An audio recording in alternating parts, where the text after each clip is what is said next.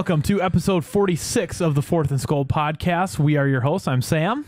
And my name is Patrick. Before we get going, I just want to remind everybody we are on Spotify, Apple Podcasts, and a variety of other audio platforms. Anywhere you want to listen to us. And if you want to look at our beautiful faces, we're on catch YouTube. us on YouTube, Facebook, Instagram. There's so many options. I mean, so many options. Where else would we be? Pat, to be honest, I'm sick of us being like the only one giving us views. Like we just watch them. I know I swear it's so we gotta start letting people know that we're available everywhere. We're everywhere. Everywhere you want to listen to a podcast. On another note, Sam.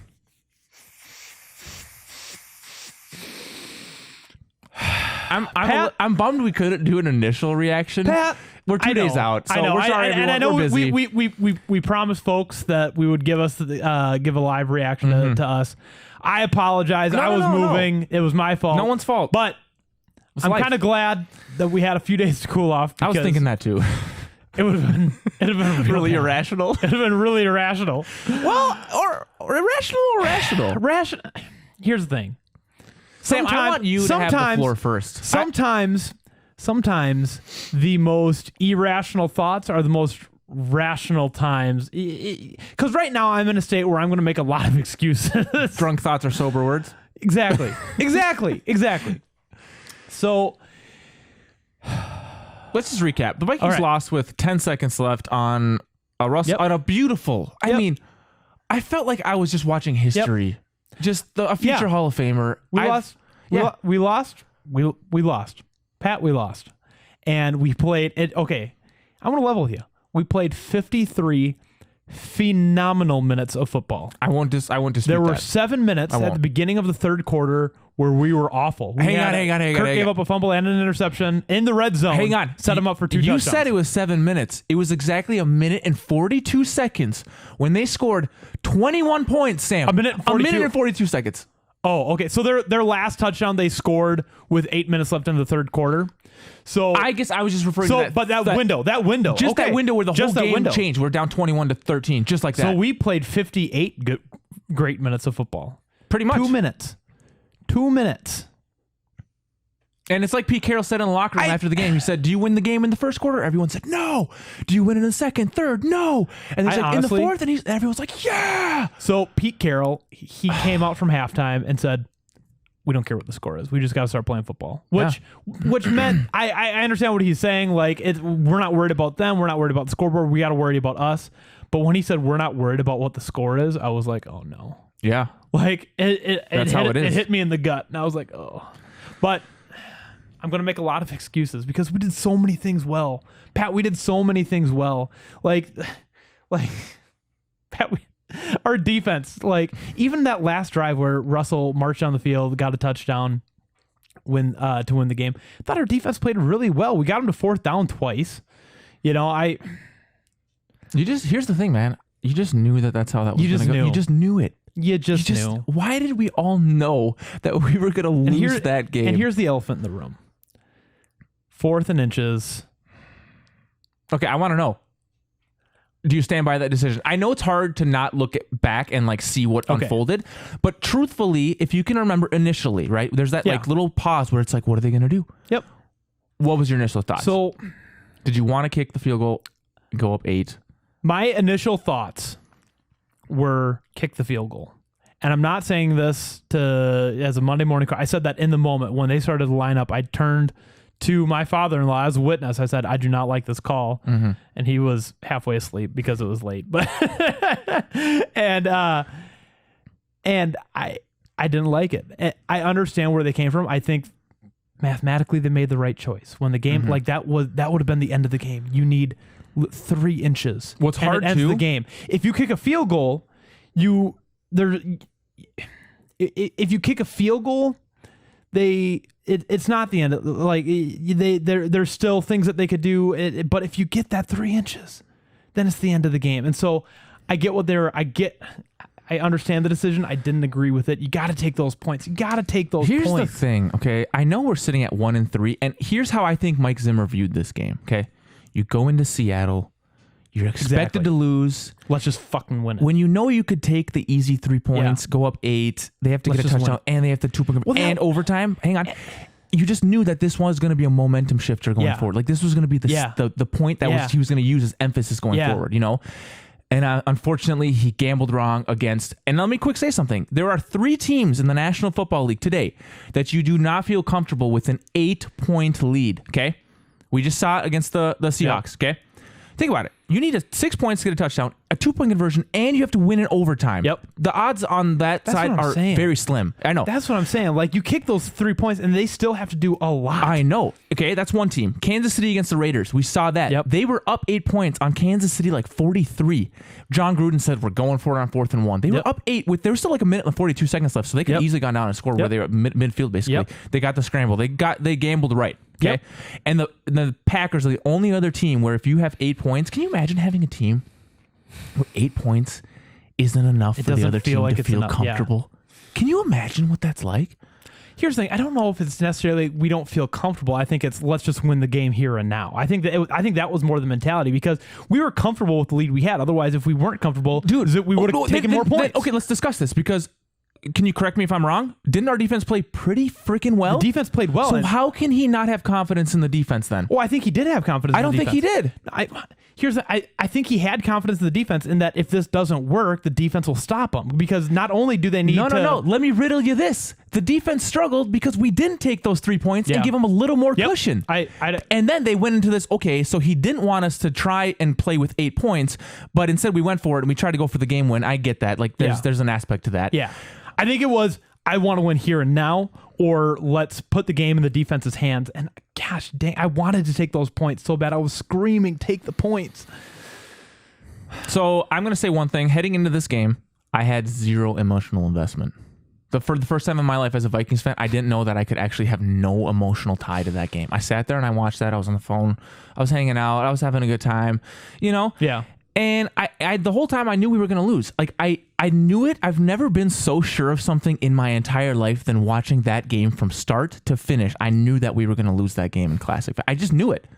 I wholeheartedly did. I don't know how to explain it. See, I went through the roller coaster. We started high. It was great. I didn't let myself this time. They scored a couple of touchdowns and then the Eric Wilson interception. And I was like, this is it. We did it. Zimmer got his white whale, you know? Yeah. Gal, dang it. Okay, so when that game ended, I had called a bunch of friends. Everybody, I had called you mid-game. Yeah. I apologize for that. No. I was literally in a state of pure hysteria. I know you were. I was literally. I know. That was me. I had to take that call because I knew it was on the other end. That was me. It was Pat. It was Pat as Joaquin Phoenix's Joker. I'm not sure. Have you seen that movie? I haven't, but I can just imagine. Gosh, it's just so that was internal Pat. Unfortunately, suppressing his feelings from being so deep down the next day, dude. I rewatched that whole condensed game from start to finish. I sat there, I drank my coffee in silence, and I watched that whole game unfold. And I was pissed off. Yeah. After the game ended, I wasn't because I didn't put any emotional tie into it. And I knew we were gonna lose. But the next day, I was even at the gym, and some schmuck who doesn't even freaking watch the Vikings doesn't even listen to Fourth and Skull podcast. Doesn't listen to Cave, doesn't listen to anything, doesn't watch games, and he's like, I just decided to sit down and watch the game, and the Vikings lost in classic fashion, and that irritated me so badly because you don't get to say classic fashion. I know, but here's the thing, okay, that's a typical non-Minnesota Viking fan at all. That's just that perspective. But when you like pour your heart, you go to all the games once a year, you buy all the jerseys, you set up a podcast, you do all this stuff. That hurts differently. People don't get what Minnesota Classic is, really. I was so frustrated the next day. Pat, I just here's where, and I feel like I'm in a state of a lot of Vikings. I don't know where to go from. We played really well. Dalvin Cook had 65 yards on 17 carries. He averaged 3.8. Alexander Mattison came in when he pulled his groin. 112 yards on 20 carries. Dude averaged 5.6 yards per carry. Like, we played a good. You give the ball to Madison, and Cook makes that cut. Madison probably got tunnel vision with the game on his back. I get it. Can we quick talk about that play though? Okay. Yeah, let's talk about it. Okay. Who is the worst offensive lineman in football? Just say his name. Well, there's a feud. Is it Drew Samia? Okay, yeah. Collinsworth was freaking roasting Drew Samia all night. But we decided to run the ball. That's what I was going to say. Side. That's what I was going to say. We were eating them up the left side the whole time. That's what I was going to say. We were eating them up to the left side of the line all night. How could all of a sudden go that direction on that one? And what hurt even more is when you saw the overhead view. If he just takes one step to the right, he's walking into the end zone for 6. And you have to think that if that's Cook, he's picking that up. Yeah. You have to think so. Yeah. I mean, first of all, Cook is number 1 in the league for broken tackles. So, like, I assume with the inches to go, he's getting yards after contact. Yeah, all like that. He's number 1 in all of that. And it sucks because when you saw him go down, that is when the entire game shifted. Yeah. You saw it, and even Chris Collinsworth was like, "Oh," like he was literally like, "Oh, something just changed in Seattle." So something changed in Seattle in that they got some momentum. All of a sudden they were hitting hard. All of a sudden, and that was with their turnovers too. All of a sudden, like they had a bunch of momentum. Mm-hmm. But Vikings aren't a team to overcome a momentum shift, but I think they did. They came back. They got a lead. They scored, a few points. We reclaimed it. We were inches away from winning the game. Like, to me, like the Vikings overcame a momentum shift, and that's something that we don't do. And that's another. True. I will say that. That's another thing that the Vikings did. That it's like they did good, but they still lost. And granted, Seattle's like one of the best. They're 5-0. I don't know how many teams are 5-0 right now. So I was, and it's like I was texting my friend Evan McLaughlin, who's a big Vikings fan, big sports fan in general, and I was like, so man, just riddle me this, like, what do you think is wrong? Like, what about this year is wrong? And he just said this year the ball just isn't bouncing our way. Yeah, and there's some truth to that. There is some truth to it, and there's some that's not true to that. But like in general, just looking at it from a small overview, like the ball just isn't rolling our way. It's just not. I mean, we lost the Seahawks by 1. We lost the Titans by 1. Green Bay, I'm going to chalk that up to no preseason. I don't know, man. The Colts, they have the best defense in the league, and we didn't know that going. Like, I don't know. I had an uncomfortable feeling in my gut at the start of the year. Like, it was just that year where I just wasn't feeling it. I don't know how to explain it. And look at how we're feeling. If you look at how the NFL is shaping out this year, and you look at our schedule up until this point, we've actually gone through a bit of a meat grinder. Yeah, for the first 5 weeks. Yeah, and if you look ahead, like the schedule does lighten up a little bit. Like we still got to play the Lions twice. I think we play. But that's a division game. I don't ever sleep on a division game. I know. I just like there's more to come, but it's just like. And Atlanta just fired their coach. And like my buddy Christian said, I was like, we should get a win. He's like, don't overlook that when a team gets rid of their head coach and like there's a new life. Houston just won 30-14 without Bill O'Brien there. Yeah. Dude, and it's like, it's to the point where you're right. Like, if there's any year that we're not going to do it, this is the year. But I don't know. Like, I've never not wanted the Vikings to win, but like, we're in a situation where it's like, what is this season anymore? We're 1-4. Yeah. We're 1-4. We haven't been this bad. I actually can't even tell you. But we're not that. That's the thing that gets me is we're not that bad. Yeah. So from a paper perspective, we're not bad. Paper perspective, we're not bad. I mean, from a record perspective, we're bad. From what we're doing on the field, I think we're a good team. And it's just like, I don't know how to compute those two. I don't know how to reconcile that. Because, Sam, you can't just be good. You have to be great. You just there's the intangibles that the Russell Wilsons, that the Aaron Rodgers, that you can't. They don't not win. I know. That's what I'm trying. That's what I've been trying to say about Kirk Cousins. You can be good on paper. Why do I feel like you're starting to get it? Are we having our Kirk Cousins moment? Are we coming full circle? Pat, you and I agree on the Kirk Cousins issue. I just take a stance of who else are we going to get? I know. It feels good to cry about it, Sam. Try. No, okay. Okay, so I do want to talk about some positives, okay? There's a lot of positives. I know. But here I just want to start looking forward to next year. I want the hype to start today for next year. Has the NFL season come up for 2021 yet, the schedule? I wish. It hasn't yet, okay? First we got to go to the draft, which I'm pumped about. Which we should do a live stream. We should. For our first pick. We should. Should be pretty early in the night, too. Yes. Well, please, God. Before Spielman trades it away for like 8 7th rounders. So I do want to talk about some highlights, okay? Okay. Eric Wilson. Phenomenal. Oh, my game. gosh. Okay. We played nickel all night. It was him and Kendrick were the only linebackers. 2 tackles for loss, and 1 interception. Eric Wilson. His only blunder was against Russel in the back of the end zone on man-to-man coverage. Russell hit him for the first TD of the game for them. But I'm not going to knock him for that, okay? He played phenomenal. He played great. I almost want to argue. I think Barr's lost like a step or two for some reason from when he was first drafted. But like Wilson, and even that touchdown that they like that ball hit him deep. Like he had him covered, and then Wilson tripped too. Yeah. But overall, him and Kendricks played phenomenal, so well. And the Vikings did well this game was they did a too high safety. Yeah. And Russell Wilson, and we played nickel was all night. lost. Yeah. Like he's so used to going middle to deep. And do you know who was out this week? Holton freaking Hill. So that means that Jeff Gladney and Cam Dantzler held their own. They did. And Mike Hughes was relegated to the slot. What have we been saying? This whole time. What have we been saying? This whole time. We've been saying Holton Hill in the slot. I'm sorry, Mike Hughes in the slot. Mike Hughes in the slot. I want to see nothing but nickel out of our defense for the rest of the year. Because that was incredible. I think. Yeah. Yeah, I mean, Bar's out for the year, so why not? So why not? Yeah, exactly. Why not? Exactly. So that brings me to looking forward to next year, okay?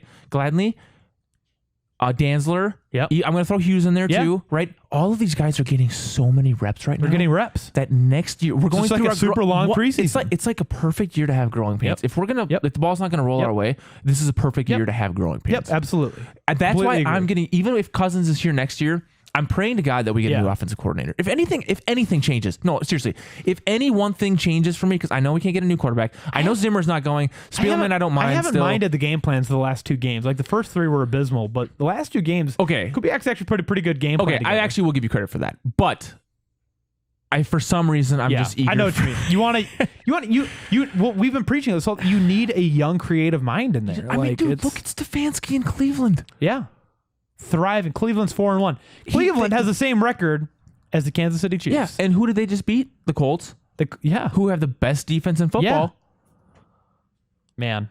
I mean, is it too late to get Stefanski back? It is, and I don't want him to come back. He should stay where he is. How freaking cool is it that like in a position that no coach has wanted the Browns job for 20, 30 years, right? They haven't wanted that job, and it was a running joke that you're not a real coach in the NFL until you've been fired from the Browns. Like, and Stefanski's changing the game there. Yeah, how cool is that? It's awesome. I mean, like we've said, should we start our list of former Vikings that are just thriving where they Xavier are? Rhodes. Stephon Diggs. Kevin Stefanski. I'm going to throw Daniel Carlson in there Daniel Carlson, yeah. He's I don't know. It's just like I said. So the other thing on our defense that like we were getting after Russell Wilson. We sacked him 4 times. And that doesn't even account for all the pressures we got on him. Like our defense played a good game. Like, so I know that 2 of their touchdowns came because the offense gave the ball up in the red zone, like 20. Yeah, and so it's like, dude, the defense did all we could ask them to do. Can I just say one thing? And I know I sound like a broken record when it comes to Russell Wilson because I love him that much. Yeah. Okay, this guy, he just gets it. Guy can freaking play football. Guy can play football, eh? And he just gets it. No, dude, he gets the game of football. Yeah. Okay, listen. He will wait in the pocket as long as he absolutely needs to go through each read. Yep. Maybe even look it over one more time. Yep. And then he doesn't just throw the ball away. He picks up at least 5 yards. Yeah. 2nd and 5 just like that on a dead play. Yep. Make it 2nd and 10. How many times did he just go literally straight up the middle for like 5 to 15 yards? Yeah. Absolutely. And then how many times on a play where we had him contained, he did one of those loops out and then just hit a guy deep. Yeah. No, it's amazing. He does that. Yeah. It's amazing. Yeah, he's a fantastic football player. It just goes back to, dude, if you can extend the play, I'm telling you, I think you increase your odds of winning the game Russell by like Wilson 80%. is the only reason the Seahawks won that game. Oh, yeah. The only reason. I think we played that game as a team. Like, they put that game on Russell Wilson. You know? Like, dude, his final drive was amazing. 4th down wasn't even phased. I don't know how DK Metcalf was that open and Dantzler was. Dantzler got twisted around and then he was like this route, and then Metcalf caught it like that. When it's a passing situation and when it's like 4th and goal on the 4 or something like that, that crossing route is the go-to. Like, I don't know, like everybody with the touchdown. The touchdown. Oh, to DK Metcalf. Everybody in the world Harris should have known that. Everybody in the world should have known that ball was going to DK on the crossing route. Like. And I mean, he had one in the back of the end zone on the play prior that Mike Hughes poked out, which was beautiful, by the way. That was beautiful. That's what I'm saying. Like, our defense did some really good things. Okay, so we talked about Zimmer's fourth down option and how, how we discussed that. Okay. Yep. He went for it twice before the game. He got them both. This one just didn't work out. Okay. My other confusion is we went for 2 on, it was 19-21. Yep. We had a designed quarterback sneak, but hang on, it gets better. Okay. Cousins is so clueless when it comes to sneaking the ball. I don't blame him. He's not a runner, right? He's so clueless with running the ball that he didn't even let that play develop. I rewatched it. Sure. Like I said that morning, I rewatched it literally. He said hike. He quick did his, I'm going to pass the ball. And then he just took it and ran. Yep. And the linebacker wasn't even out of position to follow the running back. So you don't like how Kirk did the play. And maybe it was more I don't mind the play call itself because again, nobody's expecting Kirk to run it. Right, Kirk ran it the week before in a situation where nobody expected him to run, and it worked. Quote that play. No, but what I'm saying is I don't mind the call itself. I think you're right. I think Kirk could have sold it a little bit better, and they could have executed a little bit better. Let the play get away from the line of scrimmage a little bit, and then go. I think the execution was poor. Yeah, I might go with you in favor of saying that the play was not expected. Yeah. Okay. Yep. And I don't know. We didn't have Cook at that point either. I think he was out, so that ruled out him. But I don't know, man. It's just there was a few just head scratching moments for me that sure. But I mean, so I thought we did a lot of good things on offense too. Like I said, Madison had over 100 yards, and he wasn't even the bell cow until the second half. Mm-hmm. Which, by the way, Cook was a groin. He came back for a play, and then they're like maybe. Dude, hammies and groins you don't mess with. Here's the thing, I didn't mind the fact that we sat Cook for the rest of the night. Madison did well. Yeah, and hopefully Cook arguably comes back. The best 1-2 punch in the league. We got the best 1-2 punch at running back, best 1-2 punch. I didn't feel phased at all by wide receiver. Didn't feel phased at all by it. And even after becoming the bell cow on 20 carries, he still averaged 5.6 yards per carry. Like that's phenomenal. Just saying, why can't we win these games? Tell me. I don't know. The ball's just not bouncing our way. The ball's just so I use that excuse very, very lightly. Okay. Why are we not winning these games? I don't know. I mean, so our receiving core. Can we agree that Cousins hasn't been playing amazing either? Before we start, I just want to finish off what we did on offense. We had our run game was awesome. Our run blocking was great. Adam Thielen had 9 receptions on 80 yards. Irv Smith caught Finally, we saw Irv Smith again. Yeah. I mean, where the hell has he been? Well, Kyle's been getting most of the snaps, I think, but dude. What a waste of a Irv spot. took some shots to the head too, by the way. Took a couple shots, none of which were anybody was tossed for. The first one was way worse than Harrison Smith's against the Texans. Oh, I think I was watching KC and Raiders or whatever game it was, and someone literally was as helmet to helmet as it could ever get. And I was like, why did that guy not just get tossed? And Harrison Smith, I mean, dude, the league is just kind of a joke. It really is. It's especially the officiating. I mean, what the frick? Especially the officiating. It's just all one big joke. Justin Jefferson had a relatively quiet night, three receptions for 23 yards, but Kirk went 27 and he threw the ball 249 yards. He took a sack for a yard, so 248 was our net. But I mean, wait, what about his turnovers? You kind of glossed over those. Sam. He had 2 fumbles, one of which was lost. The other one was at the end of the game that we recovered, but the clock ticked to triple zeros. How about that interception? I don't think that hold on. Both of those fumbles, I think were incomplete passes. Both of the fumbles I thought were incomplete passes. You mean the first one with Bobby Wett? No. That one was a fumble. You got me. But the one at the end of the game was definitely an incomplete pass. Oh, you can't help it. You just love that guy, don't you? You just love And then he threw that interception, which was, I mean, to their credit, he went up and got it. He thought you put enough air on it. Did you rewatch the replay at all? No, I was too upset. Okay. I should have had you watch that before we sat down. Because how bad was it? It was bad. It was bad? Yeah. I mean, and on top of the fact, it was behind Jefferson. In the background, you see him like... Yeah. Okay. It was behind, it was behind Jefferson. Yeah. Outside... Kirk had 3 really bad plays. Yeah, costly plays. Listen, man, you can only have maybe one of those a game. Yeah, no, you're right. But I put those fumbles more on our offensive line, and Drew Samia, which Collinsworth roasted. I don't think he's bad at run blocking, but he cannot pass protect to save his freaking life. Like, and Pat Elflein is out, and when we're saying that, gal, we hope Pat Elflein gets healthy again. We're in a dire situation. I put those more on the offensive line and Drew Samia specifically. Yeah. You know whose name we haven't called out lately? Trevor Lawrence. Riley Reef. Trevor Lawrence, Justin Fields, Trey Lance. Riley Reef, which means that he must be doing some things well. Yeah, so. Wow. We actually have not called his name out at all. I know. So I don't know, man. I still just don't, and I think a lot of fans are with me. Where I just don't know how to compute that we're 1-4. We're doing some things well. We almost beat the Seahawks, who are undefeated, one of the only undefeated teams left in the league. Mm-hmm.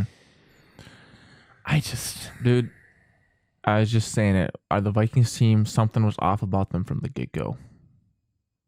On Monday night? I don't think so. Just in general, like, that's just not our year. Like, I know you mean from the beginning? Just of the year. Like in general, like, it's just. It sucks, man. It sucks. You think I have fun? Everybody at work is, the Vikings. Yeah. Every single time. Everyone at work is constipated? Yeah, very constipated. I don't know, man. So we have Atlanta this week, and then we have a bye. And then we play, the Packers coming out of the bye again? Yeah. How do we play the Packers twice before we play any other division opponent? Dude, I'm telling you, the scheduling team in the NFL was not there today. Was not there when they created the schedule. I don't know, man. If we win every game from here, stop! You're not doing this. I tried to protect you. I know, and we almost freaking won. Oh, Pat. I thought the Vikings were gonna win. I knew it. I was gonna strut into the podcast, be like, "Okay, guess what, sucker?" Okay, dude. So it's funny. So Sam and we've become pretty good friends, in my opinion. And so Vikings, I think we went down 21-13. I called you immediately after that. After they scored 3 touchdowns in 7 minutes. Yeah. No, it was in a minute and 42 seconds. Minute and 42 seconds. Don't get that mixed up. I'm going to buy you a poster. This is a minute 42. Okay, I called you, and you were not happy, and I wasn't, like, poking fun of you. I was just like, what? I mean, what are you going to do? This is Viking football. And then all of a sudden, we're in the lead here. And there's a minute left, and I'm sitting there, and I'm like, it was 4th down. The first 4th down, and I'm like, fuck me. I'm like, we did it. We might win this game, actually. We did it. And I was so nervous that I was going to talk so much smack. I was so excited. I was getting my one-liners down. Dude. Because this was Seattle. This is the only NFC team Zimmer hasn't beat yet. Sam, I was like, sweating. And not only is this the only NFC team that Zimmer hasn't beaten yet, but this is Russell Wilson, the guy that Pat just It's like that Wolverine meme of Pat sitting on the bed and he's looking at the picture. I should make that funny. I had so much material prepared. I was so ready, and then deflated. But I mean, seriously, sitting at 13-0 heading into half, did you actually feel good? I felt good. You can't in Minnesota sports football. I mean, do you remember the Minneapolis Miracle game? I felt good about how we played. I wasn't comfortable enough to crack a beer and kick at my feet and just different. watch. If you felt good with how we played, that's different than feeling good about the score. Right. Because 13-0 is Yeah. Dude, how about the Chargers last night? Dude, can we talk about Herbert? Yeah. He is going to be incredible. He's the next Did you Peyton see Manning. his first? He is the next Peyton Manning. I won't go that far. Did you see his first touchdown pass on the run there? Dude, incredible. Just slinged it to Williams. Incredible. And he's doing veteran. Like when he has to escape the pocket, he reestablishes his feet. Dude. He doesn't try to and flail. He reestablishes himself. Saying, why can't I have that? Dude. Why can't I Justin have that? Herbert, he's going to be the man. He is the man. Sam, I want that. I felt like I didn't see the end of the game, but I saw the score. They went into overtime. Dude, every rookie that I'm watching this year, I'm just having so much fun. Yeah.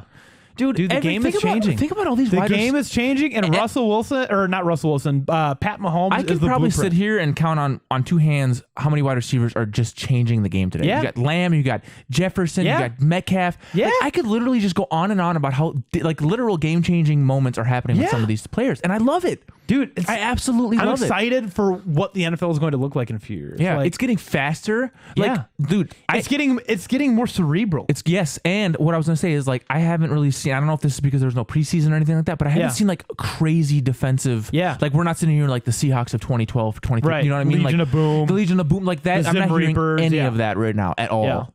Yeah. I mean, it's exciting. I still, but I will say it again. In an offensive-driven NFL, I don't mind being the team that plays defense because that's a fun place to be. You play spoiler a little bit, but so there's some other news. Quick though. Ohio State plays Nebraska for the first time because the Big Ten is jumping back in. Big Ten. Guess who's on Ohio? Justin Fields. Justin Fields, Sam. Hey, we just became big Ohio State Buckeye fans. I don't know. I'm still a Gopher fan. Get your Buckeye gear out, buddy. No, I actually though, you and I, at least me, I'm starting to watch college football. Oh yeah, like wholeheartedly. I'm starting to watch it. I'm going to get right into it. I never have. But you can't root for another Big Ten team that's not the Gophers, right? But I didn't watch college football to begin with, so I don't. I truthfully don't have a team. Okay, you can say that you're a Justin Fields fan. That's what I'm going to. Oh yeah, I don't care about the Buckeyes in general. I just want. I'll give you being a Justin Fields fan. Okay, just humor me here. Let's do another 5 minutes here. Humor me, okay? Okay. Let's say we have the 5th or 4th pick, right? Okay. Justin Fields is still on the board because Trevor Lawrence is going to go. Yeah. Whether whoever that team picks them first round or they trade out of that pick, he's going first pick. That's no question about that. Okay, Justin Fields is next. Let's say he falls to our lap. Absolutely, we take him. Do we take him? Absolutely, and I'll tell you why. Because over an offensive lineman, because that's the model. When the Kansas City Chiefs drafted Patrick Mahomes, who was their starter? They had Alex Smith. Okay. When the Green Bay Packers drafted Aaron Rodgers, who was their starter? Brett Favre. When the Green Bay Packers, Andrew Luck and Peyton Manning, like that's the model. You know, like that's what you got to do. And absolutely, like. So you would have no problems with that? No. Okay. As much as I think Kirk is capable, I don't think that he's the franchise quarterback for the next 10 years. So one more year, this year. No, I think if you draft him, he sits for 3 years. He learns NFL speed, and he. You're telling me, so hear me out here. Okay, let's say we've got Justin Fields right now. Okay, we're sitting at 1-4. Justin Fields is very, very young, and he's very, very young in his mind. You don't think Zimmer says, "Hey, let's say we lose Atlanta, we're 1-5." You don't think he slips him in there? I think if it's a season where it's like, screw it, let's just try something new this season. Yeah. I think. They're not going to put him in to start the season if we got Kirk Cousins, but. Yeah, I know. To answer your question, yes, I think we. Here's my only debacle. Okay, so for my friends that do watch college football, there aren't too many quarterbacks to go around that are like everyone's seeking after. Right. Trevor Lawrence is going to go number 1. We're not going to be bad enough to go number 1. Right. We're just not. We should have won 3 games by now. Okay, Justin Fields might be there, and then I don't know why I don't want this NDSU. I don't know why. I don't. Is it because they're not playing the Alabamas and like the AC? Yeah, like maybe. I mean, am I being unfair? It's the FCS. Yeah. Am I being unfair? I mean, Carson Wentz. He's an NFL caliber QB, bad. but he's not bad. He's not. But I don't know. Like, as much as you can't hold a guy's health against him, you got to wonder if he just wasn't used to taking NFL lumps. You know, he wasn't taking FBS lumps. He was taking FCS lumps. That's true. You know, I don't know. All right, man. All right. Join us next time on the 4th and Skull podcast. Will be big game against Atlanta. Big game against Atlanta. I got one more question for you. Yeah. So, can we kind of underneath the rug at this point start cheering for us to lose? Can we put up points, but you don't cheer for us to lose, but if we do lose, you go meh. I mean, you still want to have a fun time. Like, I don't. What is fun about 1-4? I waited all freaking year to watch the Vikings. But do you think we can still make the playoffs? You're right. This is the year to do it because this is the year that we get a pass. They're talking about doing a bubble. They're talking about doing a bubble for NFL playoffs. Yeah. I mean, yeah. Why not? They're talking about doing it in either Dallas or they LA. should. They have to. Yeah. You don't want players and you don't want Cam Newton going out in the middle of a playoff game. Right before the game. Or the whole Titans. Yeah. I mean, you can't do that. Corona. Yeah. Yeah, join us next time on the 4th and Skull podcast. We'll be previewing the Falcons-Vikings. And is that in Atlanta? I have no idea, to be honest. It'll be somewhere. It'll be somewhere. We'll be here covering it. Until then, Skull Vikings. Skull Vikings.